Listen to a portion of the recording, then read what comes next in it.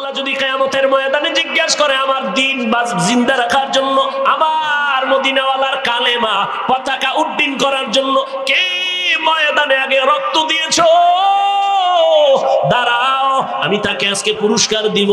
দুনিয়ার কোন পুরুষ দাঁড়াতে পারবে না। একজন নারী দাঁড়ায় বলবেন, আল্লাহ, রহমতের নবীর কালেমা উঁচু করার জন্য আমি একটা নারী প্রথম শহীদ হয়েছি, শাহাদাত বরণ করেছি, আমি সুমাইয়া রাদিয়াল্লাহু আনহা। একজন পুরুষও দাঁড়াতে পারবে না। দ্বীন ইসলামের জন্য এক দেশ থেকে অন্য দেশে মানুষ যায়, এটাকে হিজরত বলা হয়। মদিনায় হিজরত করলেন আমার নবী। আল্লাহ যদি বলেন আমার দ্বীন রক্ষায় কারা প্রথম হিজরত করছো, প্রথম ব্যক্তি দাঁড়াও, সেখানেও কোনো পুরুষ দাঁড়াতে পারবে না। একজন নারী দাঁড়ায় বলবে, ও আল্লাহ, আমি প্রথম হিজরত করা নারী, আল্লাহর নবীর স্ত্রী মুহাম্মদের মেয়ে উসমান রাদিয়াল্লাহু তাআলা আনহুর প্রথম স্ত্রী আমি। ও পয়গম্বর, আল্লাহ পাক রব্বুল আলামিনকে সুসংবাদ দিয়ে দিবেন, এদেরকে বিনা হিসাবে আল্লাহ জান্নাত দিয়ে দিবেন। খাদিজা রাদিয়াল্লাহু আনহা কালেমা পড়ে ফেললেন, দাওয়াত কবুল করে ফেললেন। রহমতের নবী এবার আর কম্বল ফালাইয়া ময়দানে বের হয়ে গেলেন, আর ঘুমাবো না, দাওয়াত শুরু হয়ে গেল। 40 বছরে কোনো দাওয়াত নাই, কোরআন নাজিল শুরু, এবার দাওয়াত শুরু। আমার টোটাল আলোচনার মূল পয়েন্ট, হেরা গুহায় জিবরাইল যে চাপ দিলেন, কয়টা প্রশ্ন? 3 চাপ দিলেন কেন? নাম্বার 2, প্রথম 2 চাপে নবী বলছেন আমি পড়তে জানি না। তৃতীয় চাপে নবী চুপ থাকলেন কেন? এই একটা পয়েন্ট বলেই আমি শেষ করব। প্রথম 2 চাপে নবী বললেন পড়তে জানি না। তৃতীয় চাপে নবী চুপ থাকলেন কেন? চুপ থাকার এক জবাব হলো, তৃতীয় চাপে চুপ থাকার এক জবাব হলো, জিব্রাইল একটা রেশমি রুমালে আয়াতগুলো লেখা আরশে আজিম থেকে আসছেন, নবীকে দেখাইছেন ইকরা। নবী তো উম্মি, নবী তো পড়তে জানেন না। যেমন হুদাইবিয়ার সন্ধি যখন হয় কাফেরের সাথে, কমপ্লিট লেখছে হযরত আলী সন্ধিনামা, তো লেখছে মুহাম্মাদুর রাসূলুল্লাহ, এই কথা লেখছে। এখন কাফেররা কয় রাসূল লেখা যাবে না, রসুল যদি লেখো তা তো রসুল হইয়াই গেল, তাই আমরা সন্ধি থাকে কি? আমরা তো মুহাম্মদকে মানি, ওরে রসুল মানি না, কাটো। ওমর এখানে বাবা গরম, নবী এই ওমর থামো, খবরদার। শেষ পর্যন্ত নবী বলেন আলী, ওদের সাথে আর তর্কে যাওয়া যাবে না। এই আলী, তুমি যেখানে রসুল শব্দটা লেখছো এটা তুমি কেটে দাও। কে বলছেন? এই কথা বলেন না কেন? কে বলছেন? নবীজি। কার কাছে বলছেন? আলীর কাছে। রসুল শব্দ কেটে দাও। আলী কয় আপনি কি রসুল না? অবশ্যই রসুল। আমি পারবো না। নবী বলে তাই কাগজটা আমারে দাও, চুক্তিনামাটা। নবী কাগজ আনছে, নবী তো পড়তে জানেন না। রসুল লেখছো কই? আঙ্গুল দিয়ে ধইরা দেখা। তো হযরত আলী চুক্তিনামাটা নবীর হাতে দিছেন। এবার লাইনে ধরা, এই যে লেখা রসুল। নবী আঙ্গুল মোবারক দিয়ে একটা টান দিছেন, লেখা মুছে গেছে। নবী হলেন উম্মি, পড়তে জানেন না। তো জিব্রাইল রেশমি কাপড় ধইরা কয় ইকরা, পড়েন। তো নবী বলেন মা নবী কারীম, আমি পড়তে জানি না। আবার বললেন ইকরা, নবী বলেন আমি পড়তে জানি না। তৃতীয় চাপে জিব্রাইল আমিন পড়তে জান, নবী পড়তে জানেন না, ঠিক আছে। তৃতীয় চাপে তো জিব্রাইল পুরো 5টা আয়াতই পড়লেন। মক্তবের ছেলেরা মাদ্রাসায় যায়, কিচ্ছু পারে না, আমরা বসায় বলি কও রব্বি জিদনি ইলমা, কয়নি? আচ্ছা পরে যদি কি ক পারবে না, আমি শিখাই দিলে পারবে না। তো জিব্রাইল যখন বলেন, নবী বলেন ইকরা বিসমি রাব্বিকাল্লাযী খালাক, ইকরা, নবী পড়েন। নবী বলেন আমি পড়তে জানি না। অনেক ওলামায়ে কেরাম বলেন এখানে কেন নবী পড়েন নাই? জিব্রাইল শিখায় দেওয়ার পরেও কেন পড়েন নাই? বলে এখানে শুধু ইকরা বলা হয়েছে, কার নামে পড়ব বলা হয় নাই। তৃতীয় চাপে বলা হলো রবের নামে পড়েন। রহমতের নবী রবের নামে পড়াটাকে চুপ থেকে সমর্থন দিলেন। চুপ থাকার আর এক কারণ হলো নবী অসুস্থ হয়ে গেলেন, পড়বে কি? তৃতীয় জবাব, নবী চুপ থেকে সমর্থন দিলেন, হ্যাঁ আমি সমর্থন দিলাম, পড়া সত্য, রবের নামেই পড়তে হবে। ওখান থেকে দুনিয়ার পড়ালেখা 2 ভাগ হয়ে গেল। এক ধরনের পড়ালেখা রবের বাদ দিয়া, আর এক ধরনের লেখাপড়া রবের নাম সহ। দুনিয়াতে দুই লাইনই তো চলে। যেমন স্কুলে সন্তান গিয়ে পড়ে সরোয়া অজাগর, এটা কি রবের পড়া? সরায়াতে আফা, রবের পড়া। মাদ্রাসায় যখন যাবে ও গিয়া ওই অক্ষরে পড়বে সরয় ওজু, কি ও গিয়া পড়বে সরায়া আল্লাহ। ব্যবধান আছে না নাই? একই অক্ষর, একটা রবের নাম বাদ দিয়ে পড়া আর একটা রবের নামের পড়া। আগের পড়া কত মজার ছিল। সকালে উঠিয়া আমি মনে মনে বলি সারাদিন আমি যেন ভালো হয়ে চলি। এরপরে কি আদেশ করেন যাহা মোর গুরুজনে, আমি যেন সেই কাজ করি ভালো মনে। আর এখন কি এগুলো আছে? এখন কবিতা পড়ে ক্রিং ক্রিং টেলিফোন, হ্যালো হ্যালো হ্যালো, কে তুমি কাকে চাও বলো বলো বলো। আমি ম্যাও হ্যালো ক্যাট, বিড়ালকে চাই, জরুরি খবর আছে ডেকে দাও তাই। হামটিমা টিম টিম, তার খাড়া দুটো শিং, তারা মাঠে পারে ডিম। ঠিক নি? এটা কি সত্য কথা? সিংওয়ালা জানোয়ারে ডিম দেয়, তাহলে এটা মিথ্যা না? তাহলে যেই শিক্ষার ফাউন্ডেশন মিথ্যার উপরে, এই জাতিকে তো মিথ্যাবাদী বানাবে, সত্যবাদী বানাবে। এরে আল্লাহর গোলাম, দুনিয়াতে দুই লাইনে পড়া চলে, একটা রবের নামের পড়া আর একটা রবের নাম ছাড়া পড়া। ভালো করে বুঝবেন, রবের নামের পড়াগুলোকে বলে কোরআনের শিক্ষা, ধর্মের শিক্ষা, ইসলামী শিক্ষা, মাদ্রাসা শিক্ষা। রবের নাম বাদ দিয়ে যেই লেখাপড়াটাকে বলে জেনারেল শিক্ষা, জাগতিক শিক্ষা, দুনিয়ার শিক্ষা। এখন কোন পড়ায় কি হবে আগে দুনিয়া নিয়ে আলোচনা করি। দুনিয়ার রবের নাম বাদ দিয়ে যত পড়া আছে, এই পড়া পড়লে দুনিয়ার সন্তানেরা কি হবে? দুনিয়ার সন্তান ডাক্তার হবে, ইঞ্জিনিয়ার হবে, প্রফেসর হবে, কলামিস্ট হবে, সাংবাদিক হবে, ডাক্তার হবে, একজন উকিল হবে, ব্যারিস্টার হবে, এমপি হবে, মন্ত্রী হবে, এসপি হবে, ডিসি হবে। রবের নাম বাদ দিয়া লেখাপড়া করার দ্বারা সব হবে, সব হবে, মানুষ হবে না। দুইটা উদাহরণ না দিলে আর হয় না। আব্বা আম্মা বিয়ে কইরা দোয়া করছে, আল্লাহ একটা সন্তান দিও। আল্লাহ দিছে ছেলের ঘরে মাইয়া। কি দিছে? মা বাবায় শখ করিয়া নাম রাখছে তাসলিমা নাসরিন। কি নাম রাখছে? মা বাবায় শখ করিয়া এটারে লেখাপড়া করায় বানাইছে doctor, MBBS doctor.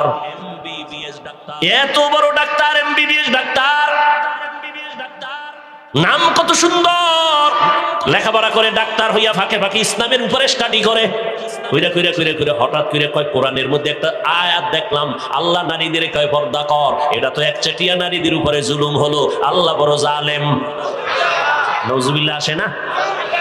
Taslima Nasrin বই লেখলো, বইয়ের নাম দিছে যাব না কেন যাব। বইয়ের নাম যাব না কেন যাব। বইয়ের মধ্যে লেখে আমি তাসলিমার পেট আমার শরীরের অংশ, আমার পেটের মধ্যে বাচ্চা আমি যেখান থেকে সেখান থেকে নিব। একজন পুরুষ আমাকে বাচ্চা দিবে, এটা আমার অধিকার নষ্ট করা। আমার মনে চায় যেখান থেকে আমি সেখান থেকে বাচ্চা নিব। এমবিবিএস ডাক্তার ভালো, তাসলিমা নাসরিন নামও সুন্দর, মন্তব্যগুলো মানুষের না পশুর। যেখান থেকে মনে চায় সেখান থেকে। পেটে বাচ্চা তো আমাদের দেশে কুত্তিরা নেয়, কুকুরনি নেয়, কুকুরনি। রাস্তার কুকুরনিরা যেখান থেকে মনে চায় সেখান থেকে পেটে বাচ্চা নেয়। মানুষ কখনো যেখান থেকে সেখান থেকে বাচ্চা নিতে পারে না। তাসলিমা নাসরিন নামও ঠিক, এমবিবিএস ডাক্তারও ঠিক, সব হইছে কিন্তু মানুষ হতে পারে নাই। গরবা সুরত আদমি ইনসাবুদে আহমদ বু জাহলো হামে কে সাবুদে আদমিরা আদমিয়ত লাজেবাস উদে রাগার বুনা বাশদ হি জামাস। ঢাকা কলেজের প্রফেসরের নাম আহমদ শরীফ। নাম কি? কোন কলেজের প্রফেসর? কলেজের মধ্যে একদিন ঢুইকে এই ছেলে মেয়েরা আমারে চিনুস নি? কয় স্যার চিনবো না মানি। বল আমার নাম কি? কয় জানি। বল। বলে বেদবি হবে, বলবো না। শোন আমি বলি আমার নাম আহমদ শরীফ। বলে জি স্যার। আজকে থেকে শুনে রাখ। শুনছো জীবনে কোরআন শরীফ? জি স্যার। শুনছো হাদিস শরীফ? জি স্যার। শুনছো মক্কা শরীফ? জি স্যার। শুনছো মদিনা শরীফ? জি স্যার। শোন আজকে থেকে মক্কা শরীফ বাদ, মদিনা শরীফ বাদ, কোরআন শরীফ বাদ, হাদিস শরীফ বাদ। আজকে থেকে তোদের জন্য আমি আহমদ শরীফ যথেষ্ট। এই বেঈমান, এই কুলাঙ্গার মরার আগে সন্তানের বলে গেছে আমি মরণ বিশ্বাস করি না, কবর বিশ্বাস করি না, যদি মইরাই যাই আমারে কবরে দিবি না। সান কফাইল্লা বেঈমানের ঘরের বেঈমানের আর কবর হয় নাই। মরার পরে ছেলে মেয়েরা বাবার লাশটা হসপিটালে দান করে দিয়েছে, এমন কফাল ওর কবর নাই। কেউ জিয়ারত করতে গেলে দুনিয়াতে আর কবর পাবে না। আহমদ শরীফ ঢাকা কলেজের প্রফেসর, এত সুন্দর শিক্ষিত, সব হইছে কি হয় নাই? কি হয় নাই? আদমিরা আদমিয়ত লাজেমাস্ত। এই তোর মোবাইল দিছে তো, এমন ফিডা দরকার। চিন্তা করেন, একটা বাচ্চা ওর কাছে মা দিছে নাইলে বাবা দিছে, এই মা বাবারে কে হেদায়েত দিবে? কিছু বলার নাই। এদেশে ওয়াজ মাহফিল না থাকলে কি যে হইতোই মানুষের চরিত্র। আর মোহাম্মদের উম্মত যদি না হইতাম তো ঘুমের থেকে উঠে যুবকেরা মোবাইল চালাইয়া ঘুমায় উঠে দেখতি তোর চেহারা বান্দর শুকর। খালি মোহাম্মদের উম্মত হওয়ার কারণে আল্লাহ লজ্জা দিবেন না, আল্লাহ ওয়াদা করছেন। আহ আহ এরে আল্লাহর গোলাম, তাহলে রবের নাম বাদ দিয়ে লেখাপড়া করলে ডাক্তার হওয়া যায়, ইঞ্জিনিয়ার হওয়া যায়, প্রফেসর হওয়া যায়, সব হওয়া যায়, কি হওয়া যায় না? এখন আমার জেনারেল লাইনের কলেজ ভার্সিটির ছাত্ররা, ছেলে মেয়েরা রাগে ফায়ার প্রশ্ন করবে বাপ, তো আমরা কি কলেজ ভার্সিটিতে পড়িয়া কি অমানুষ? ভালো করে লিখে রাখলে যুবক, বাংলাদেশে একজন, আমি অহংকার না শকর আদায় করে বলি, যুবক ছেলে মেয়ে স্কুল কলেজের ছাত্র ছাত্রীদের সাহস দিয়া আমি যেই বয়ান করি বাংলাদেশের দ্বিতীয় কোনো বক্তা এই বয়ান করে না।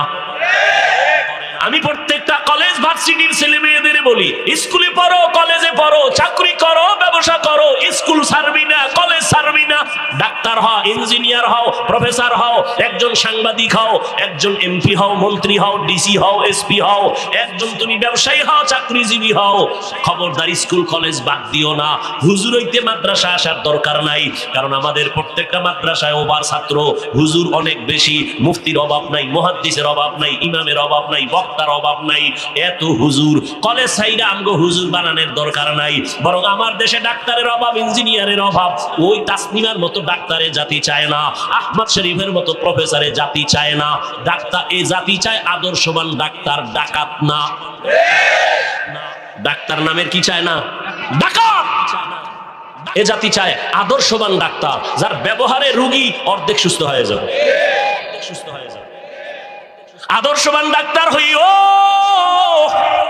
আদর্শবান ইঞ্জিনিয়ার হইও, প্রফেসর হইও, তবে আমার দাবি বেয়াদব হইও না। বলে বেয়াদব হইও না, কথার ব্যাখ্যা হলো 3 জায়গায় জীবন গেল, কল্লা যাবে, বেয়াদবি করবি না তো তোর জীবন শেষ। 1, মা বাবার সাথে বেয়াদবি করবি না তো মরার আগে পঙ্গু হয়ে যাবি।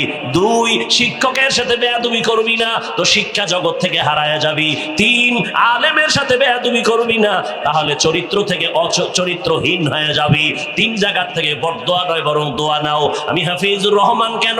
তুমি পরীক্ষায় পাশ করেছো, পিছনে তোমার মা বাবার দোয়া। মায়ের দোয়া, চোখের পানি না থাকলে এই চেয়ারে আমি বসতে পারতাম না। মা বাবার চোখের পানি আর দোয়ার কারণে আজকে তুমি টাকার মালিক, বাড়ি গাড়ির মালিক। মা বাবার চোখের পানি আর দোয়ার কারণে তুমি আজকে সম্মানের জায়গা পেয়েছো। ওই মা বাবার দোয়া নাও, আলেমের দোয়া নাও, শিক্ষকের দোয়া নিয়ে সামনে আগাও। ডাক্তার হলেও তুমি সফল, ইঞ্জিনিয়ার হইয়াও তুমি সফল। শুধু এই এলাকার ডাক্তারই না, আল্লাহ যদি তোর কপাল খুইলা দেয় মা বাবার দোয়ায়, শিক্ষকের দোয়ায়, আলেমদের দোয়ায়, পুরা বাংলাদেশ না তোকে হায়ার কইরা বিদেশ নিয়ে যাবে সম্মানের জন্য। আল্লাহ পারেনি? সারা রাত মোবাইলে আকাম করবি তো তাড়াতাড়ি পারবি। এই জন্য আমি প্রায় প্রোগ্রামে বলি, এ জাতির জন্য উলামায়ে কেরাম হলো স্বর্ণের মতো দামি এক সম্পদ। উলামায়ে কেরামে জাতির কলিজার বন্ধু, এছাড়া আর কোনো বন্ধু নাই, সব চান্দাবাজ আর ধান্দাবাজ।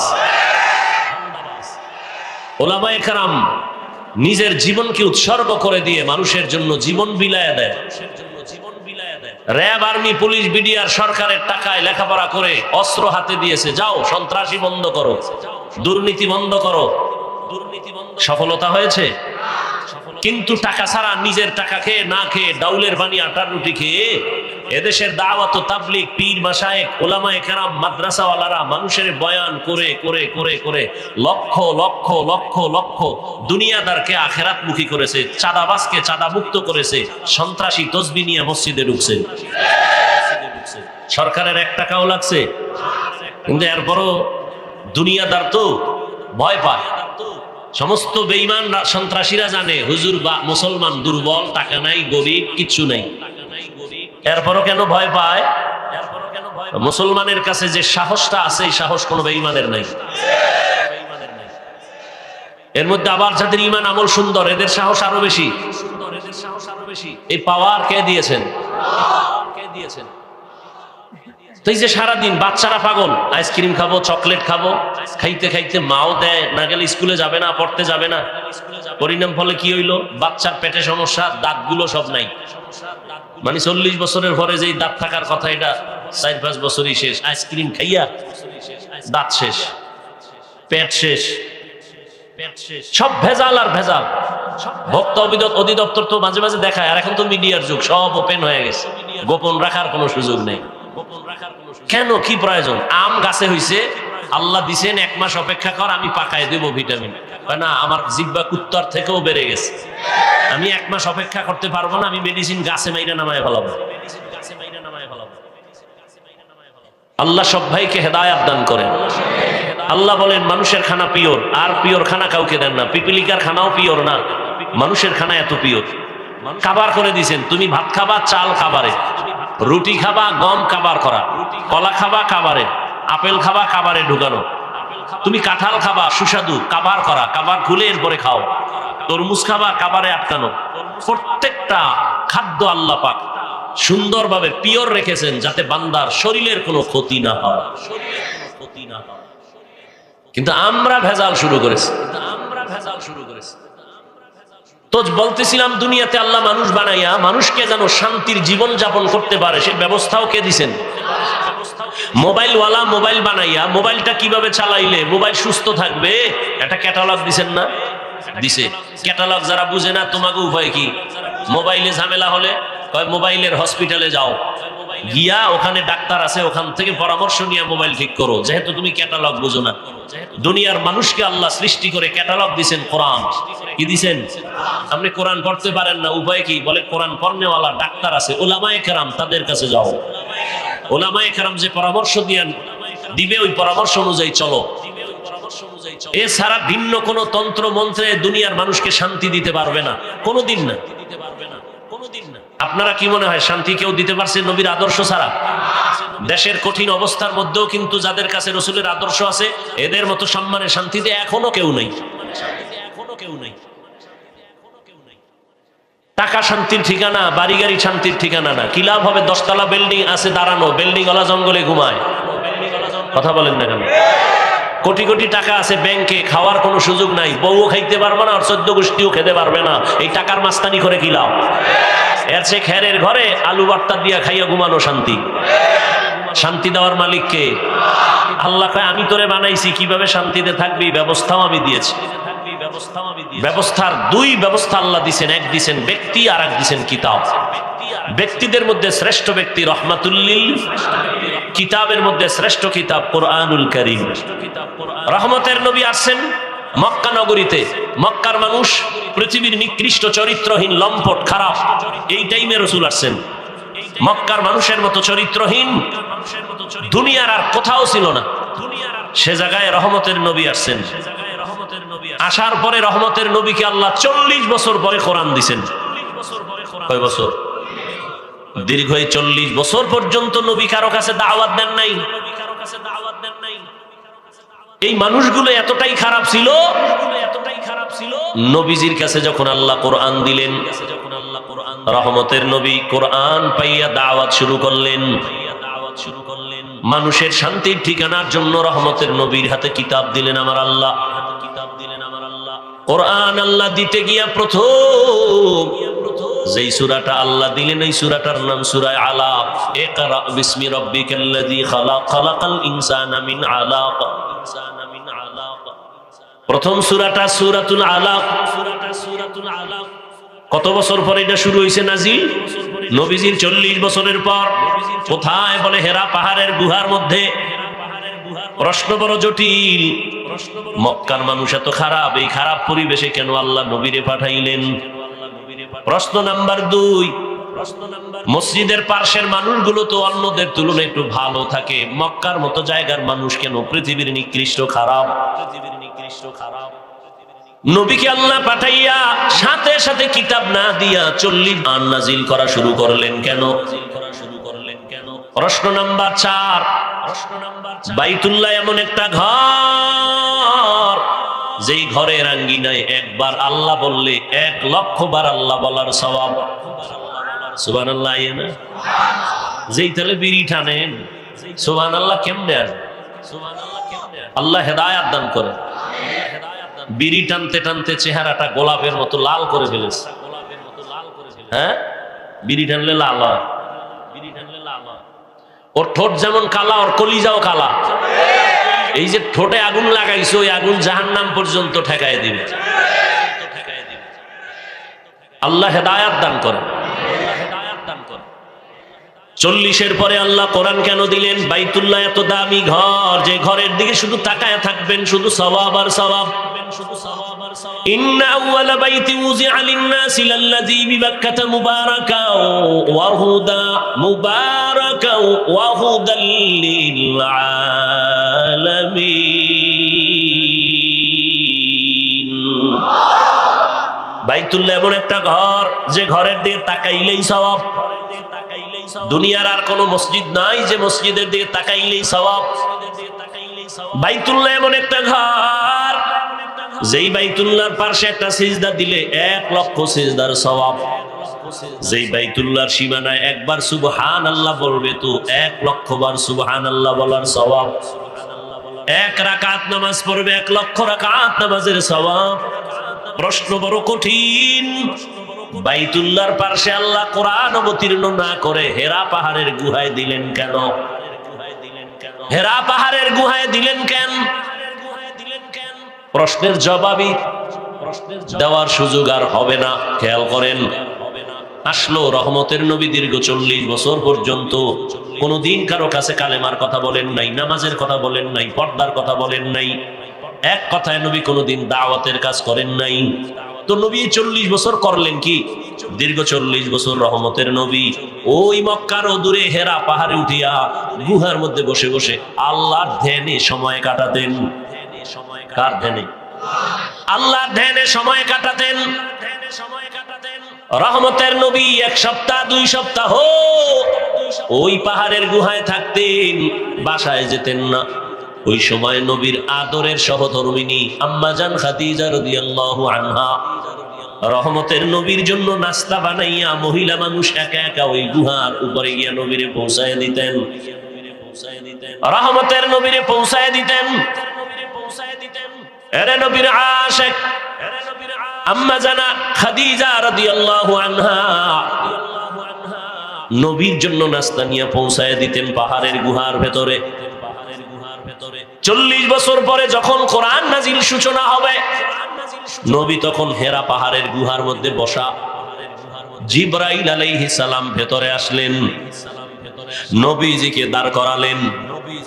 জিবরাইল আমিন তার সিনাটা রহমতের নবীর সিনার সাথে লাগাইলেন। সিনার সাথে লাগাইয়া হালকা একটু চাপ দিলেন আর বললেন, ইকরা, হে নবী আপনি পড়ুন। নবী জবাব দিলেন, মা আনা বিকারিন, আমি পড়তে জানি না। আবার হালকা চাপ দিলেন আর বললেন, ইকরা, হে নবী আপনি পড়ুন। নবী আবারও জবাব দিলেন, মা আনা বিকারিন, আমি পড়তে জানি না। পয়সা হইল। এবার শেষবারে একটা কঠিন জোরে চাপ দিলেন নবীরে জিবরাইলের সিনা দিয়া। এবার জিবরাইল বললেন, পড়েন। ইকরা বিসমি রাব্বিকাল্লাযী খালাক, খালাকাল ইনসানা মিন আলাক, ইকরা ওয়া রাব্বুকাল আকরাম আল্লাযী আল্লামা বিল কলম, আল্লামাল ইনসানা মা লাম ইয়ালাম। নবী পড়বে কি? 2 চাপে বললেন, আমি পড়তে জানি না। 3য় চাপ যখন দিল, নবী তখন পড়তে জানি বা জানি না কিছুই বললেন না। বরং নবী বলেন, আমার শরীরে জ্বর উঠে গেছে, এত পরিমাণ জ্বর, মনে হয় আমার মরণের কষ্ট শুরু হয়ে গেল। এই বাচ্চা, মোবাইল নিছো কেন হাতে? তোর মোবাইল দিছে কে? তোর মোবাইল দিছে কে? এই বাপ মা হইল সন্তান নষ্টের এক কারণ। বউ ঠিক মতো তুমি যদি হক আদায় না করতে পারো না, তো বিয়া করছো কেন? রোজা রাখো। মাইয়া পোলার হক আদায় না করতে পারলে সন্তান নিছো কেন? ট্যাবলেট খাও। ছুরি হাতে লইয়া সন্তানের জবাই করা এটা ডাইরেক্ট, মোবাইল হাতে দিয়া সন্তানকে চূড়ান্ত ধ্বংস করা এটা ইনডাইরেক্ট। এরা বাবা, এরা মা,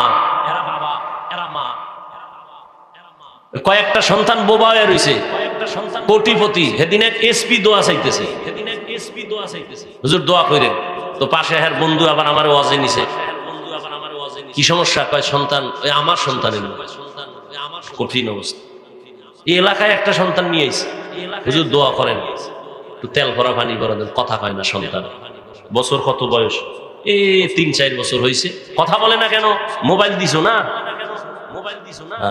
তো তেল ভরা পানি কেনার জুতা ভরা দিলেও তোর ছেলে কথা বলবে। হাসেন আপনারা। একটা বয়ান আমার জীবনে নাই যে মোবাইলের বিরুদ্ধে বলিনি। এই মোবাইল কি তোমার শুধু রাতের ঘুম নিছে? প্রত্যেকটা যুবকের চেহারার মধ্যে কোনো নূর নাই, আলো নাই, উজ্জ্বলতা নাই। সারা রাত্র মোবাইল চালায়া কবিরা গুনাহ কইরা চেহারাটা নষ্ট করে ফেলেছে। এই মোবাইল দিয়া চেহারা খালি নষ্ট। লিখে রাখ না, আজকে বাসায় গিয়া গুগলে সার্চ দিবি টাচ মোবাইল চালাইলে শরীরের কি কি ক্ষতি হয়। আমি বলে দিই, তুই গিয়া দেখবি। এই মোবাইলের কারণে তোর কিডনি দুর্বল, হার্ট দুর্বল, মেধা দুর্বল, চরিত্র তো নাই। এক মোবাইলের কারণে মায়ের সাথে কত বেয়াদবি করেছো হিসাব কর। বাবার সাথে কত গাদ্দারি করেছো, শিক্ষকের সাথে বেয়াদবি, আলেমের সাথে বেয়াদবি। এই মোবাইলকে কেন্দ্র করে মায়ের টাকা চুরি করেছো, বাবার টাকা চুরি করেছো, বন্ধুর পকেট কাটছো, এরপরে রেডি হইছো কেউ না দিলে দোকানে ঢুকবি। তাহলে তোর এই মোবাইলে লেখাপড়া শেষ, চরিত্র শেষ, তুইও শেষ। খালি রুহুডা আছে, আজরাইল আইলে তুইও শেষ। তো কপাল যদি পুরে, আমি হাফিজুর রহমান কেন, মক্কা মদিনার ইমাম কেন, স্বয়ং রসুলের বয়ানও কালেমা আসে না। যেই রসুলের চেহারা এক নজর দেখলে 7 দিনের ক্ষুধা থাকে না, যেই রসুলের চেহারা মোহাব্বত দিয়ে তাকাইলে জাহান্নাম হারাম, সেই রসুলকে সামনে দাঁড়ায় 13 বছর দেখছে, কালেমা পড়ে নাই। কত বড় নিকৃষ্ট বেঈমান আবু জাহাল। আর অন্যদিকে 27 বছরের একটা যুবক ছেলে তরবারি নিয়ে যায় নবীকে জবাই করবে, চেহারা দেখে তরবারি ফালায় বলে কালেমা পড়ায় দেন। এর নাম কফা। নয়ামাটি এলাকায় খুব বয়ান হয়েছে, মজার বয়ান, লোক হয়েছে। লাভ কি? ফজরে যদি মসজিদ খালি থাকে, এখানে বহু আশেকে রসুল বয়া রয়েছে। ফজর পড়ে নাই, জোহর পড়ে নাই, আসর পড়ে নাই, মাগরিব পড়ে নাই, এশাও পড়ে নাই। এরপরও কত বড় বেয়াদব বলে আমার দিল পরিষ্কার। আল্লাহ মোবাইলের গুনাহ থেকে আমাদেরকে হেফাজত করেন। স্বামী আর স্ত্রীর মাঝখানে দেয়াল হয়ে গেছে ঝগড়ার এই মোবাইল। সন্তান মা বাবার মাঝখানে পার্টিশন হয়েছে এই মোবাইল। কি আর বলবো। আল্লাহ আল্লাহ। কথা কোন জায়গায় রাখছিলাম মনে আছে আপনাদের?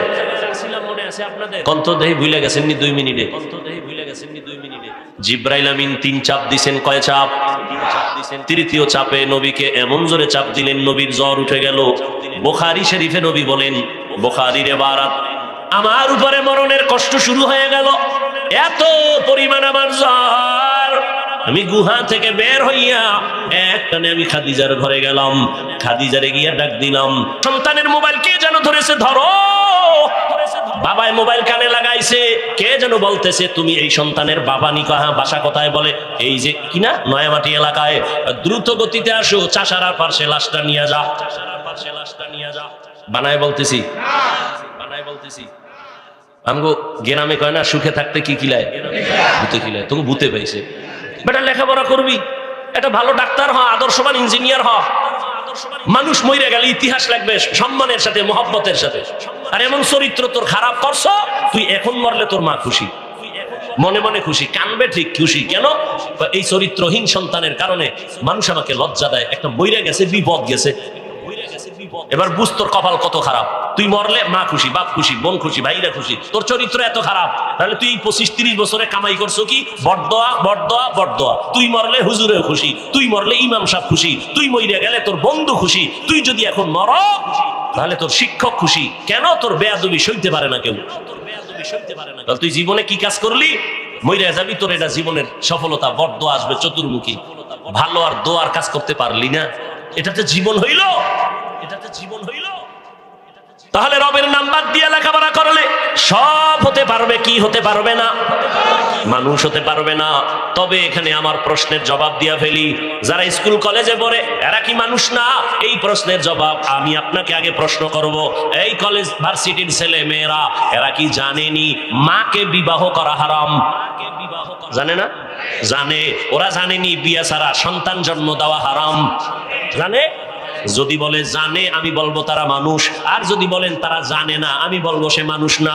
তবে এখানে প্রশ্ন আবার ঢুকছে কি, জানলো যে মাকে বিয়ে করা হারাম, বিয়ে ছাড়া সন্তান জন্ম দেওয়া হারাম, এটা যে জানছে কলেজের বই বইরা, কলেজের কোন বইয়ের মধ্যে এগুলো লেখা আছে? টুকটাক যা অতীতে ছিল সব জবাই করছে, জবাই। শিক্ষা জাতির মেরুদণ্ড ভেঙে দিছে, শিক্ষা জাতির মেরুদণ্ড, শিক্ষা জাতির মেরুদণ্ড ধ্বংস করে দিয়েছে, শিক্ষা ধ্বংস করে দিয়েছে, শিক্ষা। আল্লাহ হেদায়েত দান করুন। দেখেন না, এত তুফানের পরেও এখনো আমার দেশের আলেমরা আন্দোলন করতে হয়, মানববন্ধন করতে হয়। শিক্ষার মধ্যে আবারও সেই কুলাঙ্গারের সেই সবল পড়েছে এখনো। ছাত্র জনতার বৈষম্য বিরোধী আন্দোলনে ইতিহাস, এই যুবকেরা, ছাত্র জনতার বৈষম্য বিরোধী আন্দোলনে ছেলে মেয়েদের পাঠ্য বইয়ের মধ্যে ইতিহাস লেখা হচ্ছে, জানেন আপনারা? কথা বল না কেন? লেখা হচ্ছে লিস্টি হয়েছে কারা শহীদ হয়েছে, কিন্তু এই জাতির কপাল খারাপ। আমার দেশের আলেম ওলামা মাদ্রাসা ছাত্ররা শহীদ হয়েছে, এদের নাম নিশানার কোনো খবর নেই। এই জন্য চরমনাইয়ের মাঠে আমি বলে আসছিলাম, কাফনের কাফন নিয়ে রেডি হও, জালেমের বিরুদ্ধে আবার আন্দোলন করতে হবে। মুসলমানের আন্দোলন একবার না বারবার? মুসলমান একবার জীবন দেয় না বারবার দেয়? অতএব আল্লাহ, আপনারা মুসলমান, নামাজ পড়েন না পড়েন সেটা ভিন্ন কথা, একটু চিন্তা করেন তো, সব ছাত্র যারা শহীদ হলো, আবু সাইদ, মুগ্ধ, এই সহ যারা সব লিস্টি হলো, মাদ্রাসার ৭৫-এর উপরে ছাত্র শহীদ হয়েছে, এদের লিস্টি নেই। মরাডারে মারো কেন, কয় লড়ে কেন? আমরা ভদ্র তো বেয়াদব না, না হয় দেশকে ঠান্ডা করতে শুধু আমরা যদি আলেমরা রাস্তায় নামি বাঁশের লাঠি লইয়া 1 ঘন্টা লাগবে, 1 ঘন্টা মাত্র। আমরা বেয়াদবি শিখি নাই, চামড়া তুলে ফেলার মতো সব বেয়াদবকে সাইজ করার মতো কাউকে দরকার নাই, ওলামায়ে কেরাম যথেষ্ট। সব শহীদদের লিস্টি হয়েছে, মাদ্রাসার ছাত্র শহীদ হলো, এদের কোনো নাম লিস্টির ঘোষণার খবর নাই। এজন্য বলছি কাফন কিনে রেডি হও, আবার আন্দোলন করতে হবে। যে জুলুম করবে তাকে ছাড় দেওয়া হবে না। আল্লাহ সব ভাইকে হেদায়েত দান করুন। প্রশ্ন থেকে যায়, মাকে বিয়ে করা হারাম কলেজের বই বইরা জানছে? অবশ্যই কোনো না কোনো ওয়েতে কোরআনের ছোঁয়া পাইয়া জানছে। যেমন ঢাকা কলেজে এখন যাবেন, গিয়া দেখবেন অনেক ছেলের মাথায় পাগড়ি, বড় দাড়ি, বড় জামা, মনে হয় মসজিদের খতিব। এই ভাই, তুমি কোন মসজিদের খতিব? বলে দুঃখ, আমি আরবি তো ভালো পারি না। তো তোমার এই অবস্থা কেন? করো কি? কয় ঢাকা কলেজে পড়ি। এই লেবাস কেন? বলো।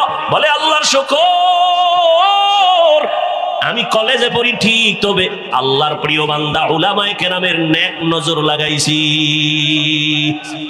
তাহলে মাকে বিয়ে করা হারাম জানলো কি কলেজের বই হইরা, না উলামায়ে কেরামের সোহবতে গিয়া? তাহলে ফলাফল কি দাঁড়াইলো? তুমি কলেজে পড়ো, ইঞ্জিনিয়ারিং হও, ডাক্তার হও, ইঞ্জিনিয়ারিং পড়ো, ডাক্তারি পড়ো, মানুষ হতে হলে কোরআনের রং লাগবেই। লাগবে না? কোরআনের রং ছাড়া মানুষ হওয়া যাবে? আদমির আদমিয়ত লাজিম است عودر اگر بونا باشد هیزماز আদমিয়ত لحم و شحم و پشت نیست আদমিয়ত جزر زای دوست نیست। ঘুমাইবেন আপনারা? কারো ঘুমাইবো? বাঙালি রাতে ঘুমায় না, যে কয়ে কাঁচা মিছা কথা বলে। সারা রাত মোবাইলের হক আদায় করে, মাইয়া বলা বউয়ের হক আদায় না করতে পারলো সারা রাতের ডিউটি মোবাইলের হক। এক চোরায় কয় যদি আল্লাহ উসিলায় মাফ করে,